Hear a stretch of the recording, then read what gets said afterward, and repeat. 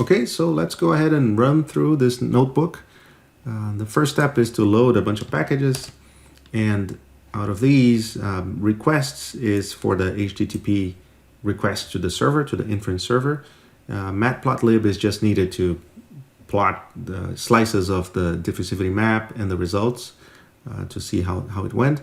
And Keras and TensorFlow are not needed at all. I just load them here because I want to do a print out of the network, like a nice pretty print of the network to see what it looks like. Otherwise, these are not needed.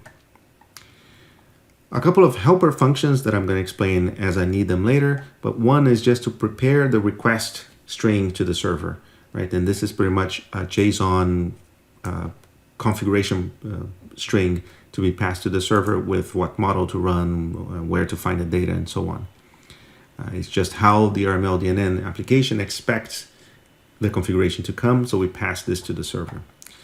Nothing special. And the second function here is just to plot slices of the data and of the results. In terms of configuration, I have three strings here. One is the path to the model, so you should have your trained model sitting somewhere accessible. Same for the network file, the network description, and this is in the Keras format, right? This is a JSON description of the network. And sample is the diffusivity map that I'm gonna run inference on. So that's the new of X that I'm gonna use to solve my PDE equation with, my Poisson equation with.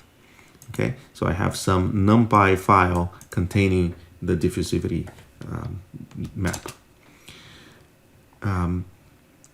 Finally, here, like I said, I just want to open this JSON file, the network file, and do a pretty print of it just to see how the network looks. So this is my UNet network that takes a structure of size 64 cubed, and at the end of a long set of transformations, spits out another 64 cubed, like we discussed before, and that's the solution to the PDE, the Poisson PDE.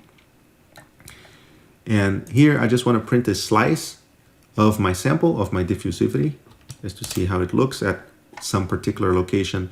And by the way, this is like I said, it's a 64 cubed diffusivity map, and I'm looking right at the middle in X, right, at position 32.